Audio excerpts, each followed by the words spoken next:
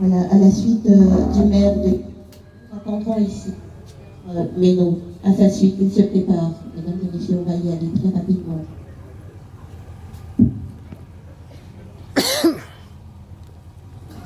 Oui. Je vais dire un mot. Je vais dire un mot.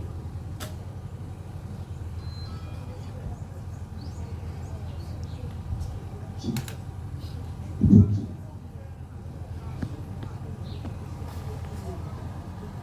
Je vais dire un mot.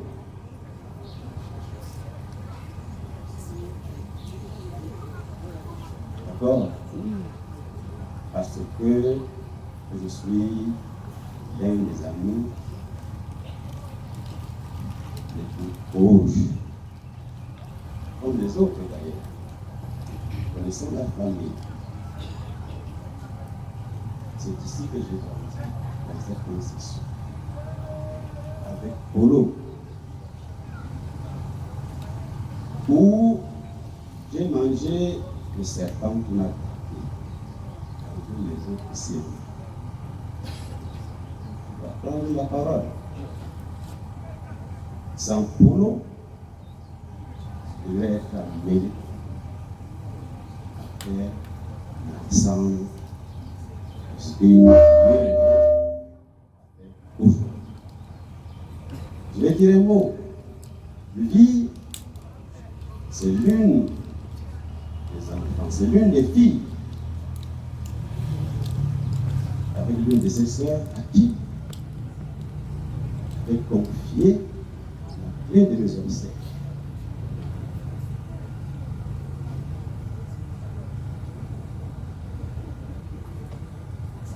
Ça se passe comme ça.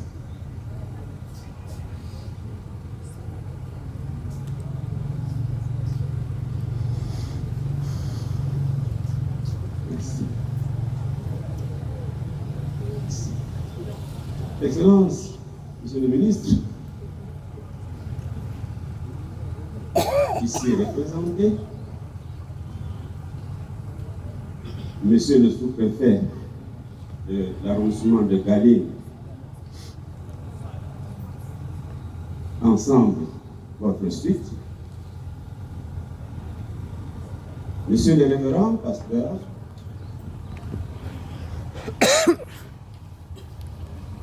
chers invités, en vos rangs et grades respectivement et rigoureusement respectés, je vous souhaite la bienvenue. En même temps, je vous souhaite cette bienvenue. Je vous souhaite également de retrouver vos domiciles respectifs sans personne. Je vous remercie. Et je vous prie de m'excuser pour notre cours d'émission. Vous savez, je suis jeune et me placer là en cette occasion extrêmement triste. Nous attendons donc ici le docteur Ménon.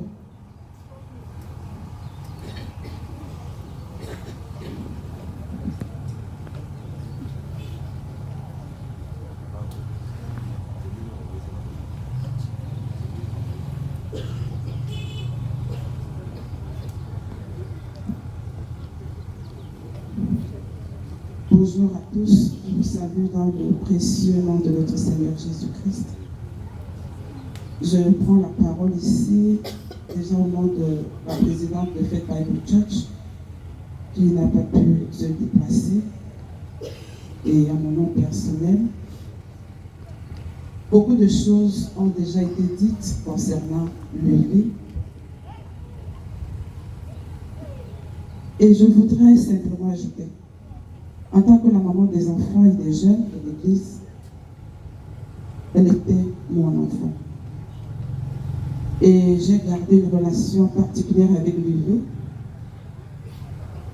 Je me rappelle la dernière fois que maman Mado m'a dit, tu as eu ta fille, s'il te plaît, appelle-la. Ça ne va pas. Parce que j'écrivais régulièrement, je lui ai envoyé un message. Elle a répondu par des emojis, j'ai compris que ça n'allait pas, je me suis seulement mise en prière. jusqu'au soir répétitif où Maman Mado, elle m'appelle tard, je croyais que c'était juste pour qu'on cause. J'entends les pleurs de l'autre côté de l'Afrique du Sud.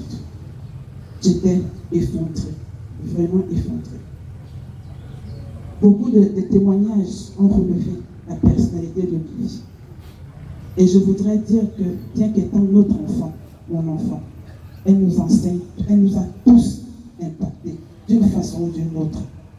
Et je voudrais que chacun de nous, je crois que la modératrice l'a dit tout à l'heure, c'est un moment de nous examiner tous, chacun pour sa part. Elle est couchée aujourd'hui.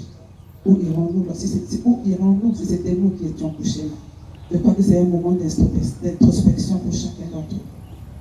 Et je voudrais simplement vous souhaiter à tous la bienvenue en ce lieu, à Padang, et demander que le Seigneur qui vous a tous amenés ici, c'est Issouf, ramène chacun chez soi à la fin des cérémonies, c'est Issouf. Que Dieu vous bénisse tous. Merci. Il y a deux paroles représentants de relations extérieures. J'appelle ici et maintenant le chef de famille, par ailleurs géniteur de Louis José, Papa Polo de Tato.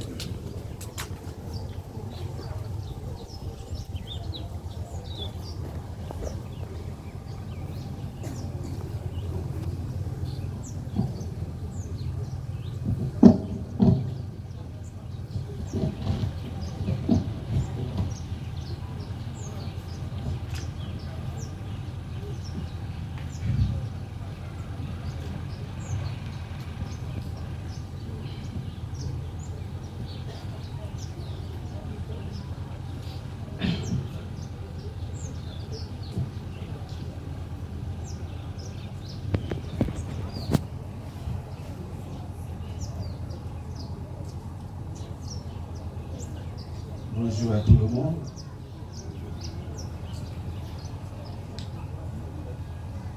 Je voudrais d'entrée de jeu vous rassurer que je ne serai pas long, pour ne pas dire le contraire.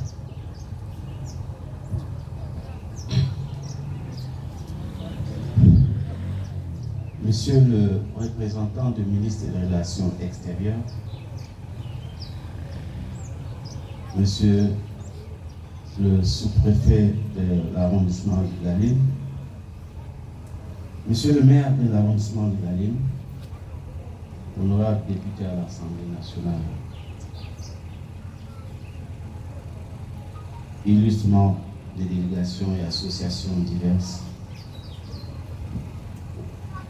distingués compatriotes, autorités traditionnelles,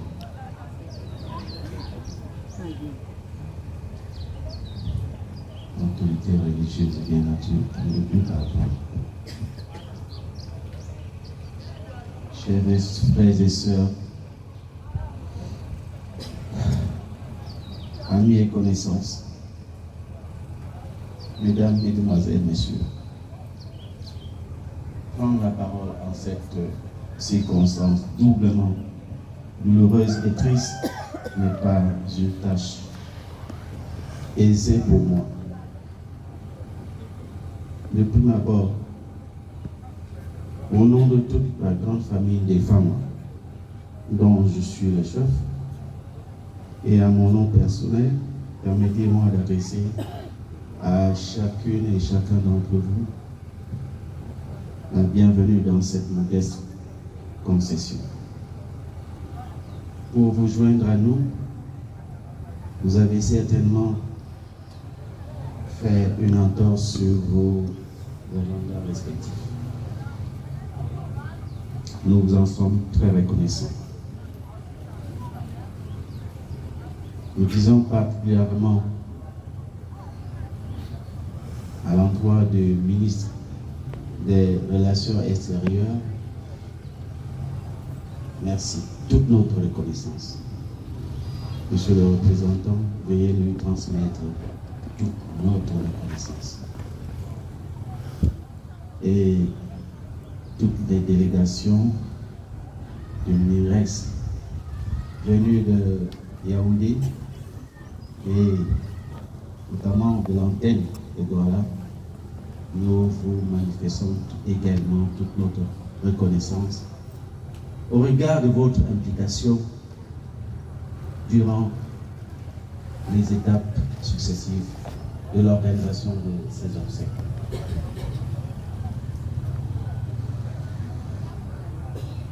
Merci pour vos assistances multiformes accordées à nous durant toute cette épreuve triste. Un savant du nom de René Char disait: celui qui vient au monde pour ne rien déranger et ne rien troubler ne mérite ni estime ni patience. Félicitations. La nouvelle du décès de Luvie, un lugubre lundi, le 5 août 2024, nous a traversé comme une onde de choc, plongeant toute la famille dans la consternation et la désolation. Oui, nous avons perdu une de nos meilleures à part.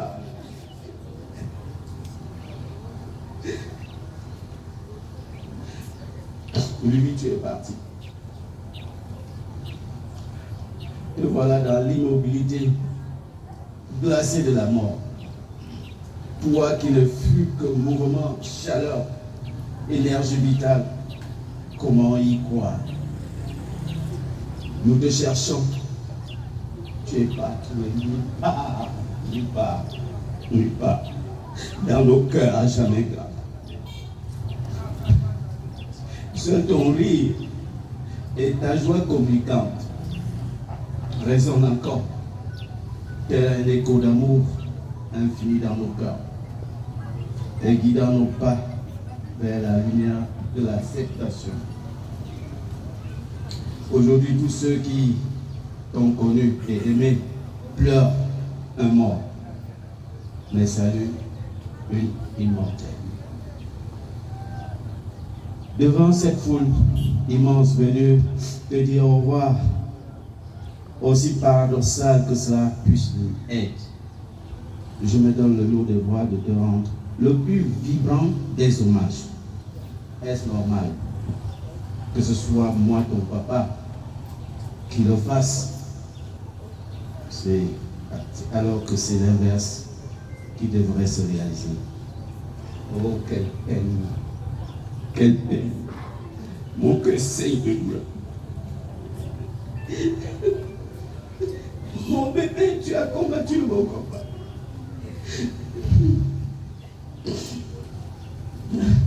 Avec une grâce inégalée.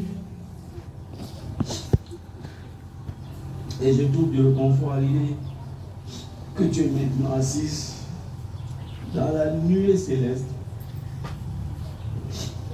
entouré des anges, chantant les louanges à la gloire de notre Dieu, là où règne enfin le repos. Aujourd'hui, nous te contemplons dans l'auguste sérénité de la mort. Nous te félicitons parce que tu as été d'un grand esprit et nous te remercions pour tout ce que tu as fait pour nous. Lui, tu étais un modèle dans notre famille, notre toute petite famille. Et d'après les échos qui nous parviennent, tu l'as également été dans d'autres sphères, dans d'autres milieux. Tu étais ma complice. Tu étais ma complice, ma confidente, ma petite sœur, parce que je n'en ai pas. Ma conseillère, ma grand-mère, que sais-je encore. Elle a forgé elle-même son destin et sa personnalité. Pour illustration, regardons-nous Regardez autour de nous. La foule. D'une intelligence remarquable et d'une détermination imperturbable. Je me souviens qu'en classe de 4e, en classe de tu passais en 3e avec une moyenne de 15. Et je me suis permis de te donner un fouet parce que tu avais baissé de moyenne. Le trimestre avant, tu avais 17. Et ayant constaté que tu avais baissé de moyenne, et même comme tu passais en classe supérieure, je t'avais administré une fessée, pas parce que je ne t'aimais pas, parce que je voulais que tu apprennes à ne pas baisser de moyenne.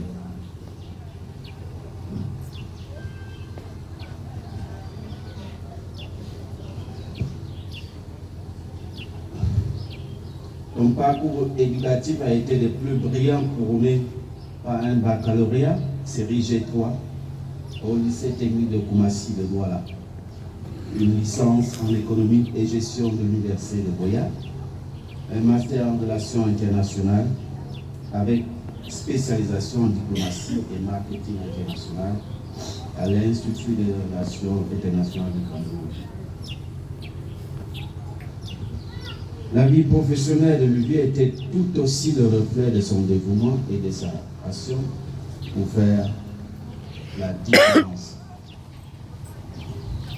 Je n'ai pas la prétention de l'avoir connu sur ce plan-là mieux que sa hiérarchie, mieux que ses collaborateurs. C'est juste une impression.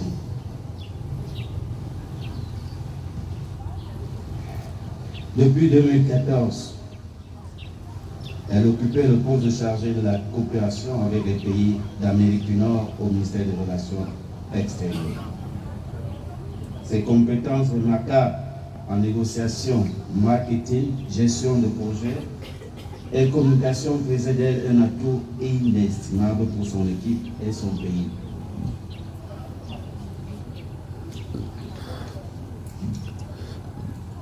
Livy était une leader naturelle, une femme d'honneur ayant l'art de la méthode. Grande par sa simplicité, grande par ses compétences, par sa vertu d'accueil et d'ouverture. C'est tout un symbole qui nous quitte. Une femme hors du commun, une femme d'exception. Livy était l'exemple d'enfant dont tout parent aimerait avoir au sein de son cercle familial. Vivant en nous par ton exemple, ta force, ta résistance et le regard si généreux que nous conservons de toi et que tu portes sur nous. Je m'incline devant l'exemple que tu nous laisses. Nous nous inclinons face à la volonté de Dieu, notre Père Tout-Puissant. C'est arrivé. Luvier, vivant en Christ. Son degré de spiritualité hérité de sa maman a fait d'elle une combattante. À cet effet, du haut de cette tribune, permettez-moi d'adresser à ma tendre épouse mes sincères félicitations et encouragements pour l'encadrement spirituel pour lequel elle s'emploie sans relâche à donner à toute sa progéniture.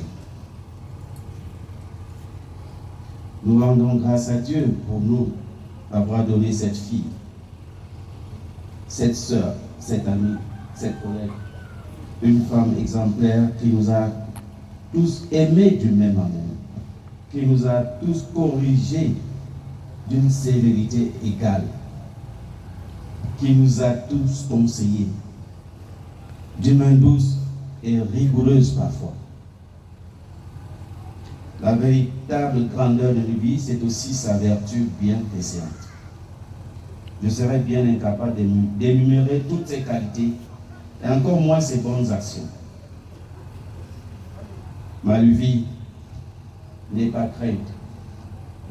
Elles sont toutes consignées dans nos mémoires. C'est avec une immense tristesse encore que nous te faisons nos adieux. Mais nous savons que quelque part, une foule de gens t'ont précédé. Attends ton arrivée avec impatience et qu'ils vont t'accueillir avec des chants dans la joie et l'allégresse. En revanche, lui,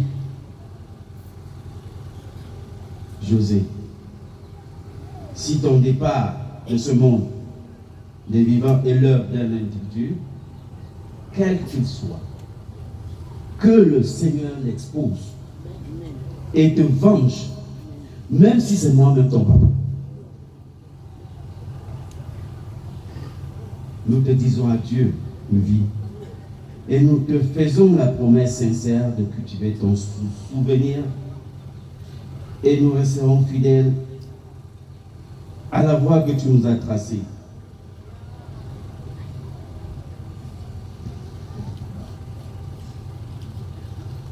Tu m'as transmis un message à travers tes petits frères. Que je ne sois pas triste. Comment faire? Je lève les yeux vers les montagnes.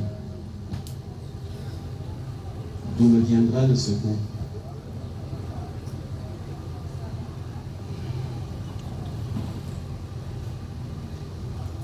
Nous ne t'oublierons jamais.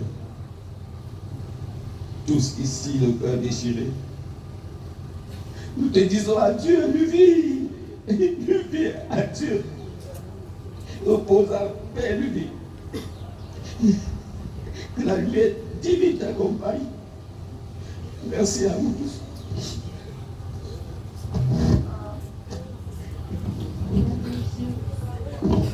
Et donc, c'est très difficile la vie sur mais nous allons égrener la dernière perle du chapelet de ces prises de parole en invitant ici le représentant du MINREX, son Excellence Okba Vida. Excellence, je vous cède la tribune.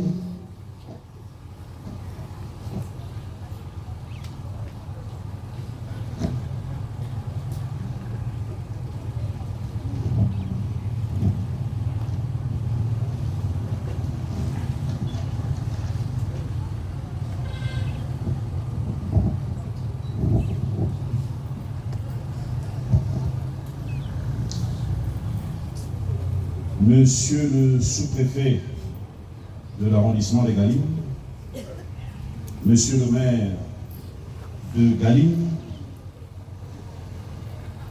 Mesdames et Messieurs en rang, grades, titres et qualités respectifs, Messieurs les ministres du culte, Leur Majesté, auguste autorité traditionnelle, Mesdames et Messieurs, chers parents et proches. C'est avec une grande tristesse que le corps de la diplomatie camerounaise a appris au lendemain du mardi 5 août 2024 le décès des suites d'une longue maladie de votre fille, Luvi José Gambo Petato, secrétaire des Affaires étrangères, en service à la direction des Affaires d'Amérique et des Caraïbes au ministère des Relations extérieures. La diplomatie camerounaise ne pleure pas seulement un de ses membres, elle pleure une jeune collègue et femme dynamique destinée à un avenir radieux. En effet, le ministère des Relations extérieures avait une parfaite connaissance du parcours académique et professionnel de Luvi José Gambo Petato, qui, après des études secondaires au lycée bilingue de Bonabéry, à Douala, et au lycée technique de Koumassi, a suivi ses études supérieures à l'université de Boya, qui ont été sanctionnées par une licence en économie de gestion. Grâce à sa détermination et à son ouverture d'esprit, Madame Luvi José Gambo Petato a eu le concours d'entrée à l'Institut des Relations internationales du Cameroun en 2009, où elle achève sa formation avec brio, sanctionnée par un master professionnel en relations internationales. Un parcours qui a facilité son intégration dans le corps des fonctionnaires de la diplomatie camerounaise au grade de secrétaire des Affaires étrangères. Après sa prise de service au ministère des Relations extérieures, elle est affectée à la direction des Affaires d'Amérique et des Caraïbes, où elle servira jusqu'à son décès. Celle dont nous déplorons aujourd'hui la disparition était une cadette, une camarade, une amie, une collègue, une collaboratrice, dont nous gardons un souvenir extraordinaire. Je ne saurais ici clore mon propos sans exprimer ma profonde gratitude à son Excellence, Monsieur le ministre des Relations extérieures, qui n'a ménagé aucun effort pour assister et accompagner la famille et pleurer afin que toi, Luby José, tu rejoignes dignement ta dernière demeure, pareillement à l'ensemble des personnels ici présents qui ont bien voulu faire violence sur leurs agendas pour te rendre un dernier hommage. Mesdames et messieurs, chers collègues et collaborateurs, chères familles et amis de Luby José Gambo Petato, en définitive, nous pouvons affirmer avec la plus grande certitude que Madame Luby José Gambo Petato n'est pas seulement une famille qu'elle aimait tant, mais aussi une diplomatie éprouvée qui lui rendra toujours hommage. À l'occasion de cette douloureuse circonstance, il me revient de transmettre de vive voix à toute la famille si durement éprouvée les condoléances les plus assistées de son Excellence, Monsieur le ministre des Relations extérieures, et la compassion émue de son épouse, auquel il associe la profonde sympathie des personnels centraux et extérieurs de son département. Puis je me permets de rappeler à votre souvenir en guise de réconfort que ceux que nous avons tant aimés ne peuvent jamais tout à fait disparaître. J'aimais le vœu que ses valeurs et le souvenir de sa vie restent vivaces dans nos mémoires. C'est le lieu d'implorer le Seigneur Tout-Puissant et Miséricordieux pour le repos éternel de son âme. Je voudrais à présent m'adresser à titre personnel à la famille de Luby José, que je n'ai pas personnellement connu, mais eu égard à tous les témoignages que nous avons entendus ici à l'occasion des éloges funèbres, je dois dire que c'était une bonne personne. Compte tenu du parterre des personnes, depuis le début, moi je suis là depuis l'arrivée du corps de France, j'étais à la levée et aujourd'hui nous sommes au jour des obsèques. Et lorsqu'un malheur comme celui qui vous frappe aujourd'hui arrive, c'est que Dieu est en train de vous parler. Lorsque la mort frappe une famille, il faut comprendre que c'est Dieu lui-même qui s'adresse à chacun d'entre vous, membres de la famille. Et il s'agit pour nous de comprendre le message de Dieu. Qu'est-ce que le Seigneur veut nous dire? C'est un moment particulier. Et moi, ce qui me rassure, c'est d'avoir entendu dans plusieurs témoignages, et notamment son ami qui parlait tout à l'heure, de dire qu'elle lui a dit personnellement qu'elle s'accrochait à Christ. Et je pense qu'en guise de consolation, nous devons savoir que, bien que sa vie ait été courte, très courte pour lui humain, elle a accompli son destin. Le pasteur, l'autre jour, à la levée, a parlé du soleil qui s'est couché avant la fin du jour. Effectivement, c'est le cas pour l'humain. Mais je pense que lorsqu'on regarde la vie de Luby José avec les yeux de la foi et toutes les qualités extraordinaires qu'on a vantées ici ce matin, on comprend qu'elle a vécu la vie que le Seigneur a prévue pour elle. Et c'est pourquoi je vous demande à la famille d'être fiers. Soyez fiers, soyez fidèles à ses valeurs, à ses idéaux, à ce qu'elle a été, pour qu'elle soit heureuse et contente parce qu'elle est vivante, pour nous qui sommes croyants. Et je crois que dans ces moments-là, nous devons reconnaître l'une des vertus théologales importantes, qui est l'espérance. Vous savez que dans la foi, nous avons 3 vertus théologales importantes: la foi, l'espérance et la charité. Et à écouter la vie de la défunte, la vertu théologale principale qu'elle nous enseigne aujourd'hui, c'est la foi et c'est surtout l'espérance. l'espérance en la vie, l'espérance en un lendemain meilleur, et pour assurer que la famille qui est très touchée aujourd'hui, qui est éprouvée, qui est en difficulté, elle peut se rassurer que de là-haut, là où elle sera, elle va continuer à œuvrer et agir comme elle le faisait ici-bas, et que vous devez conserver son souvenir en étant toujours très fiers d'elle, comme nous au département, nous sommes fiers de ce qu'elle a été, et que vous soyez fidèles à ses valeurs, à ses engagements.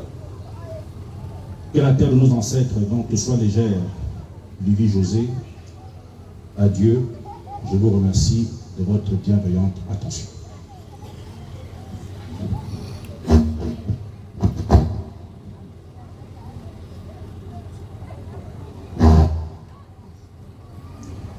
Merci, voilà.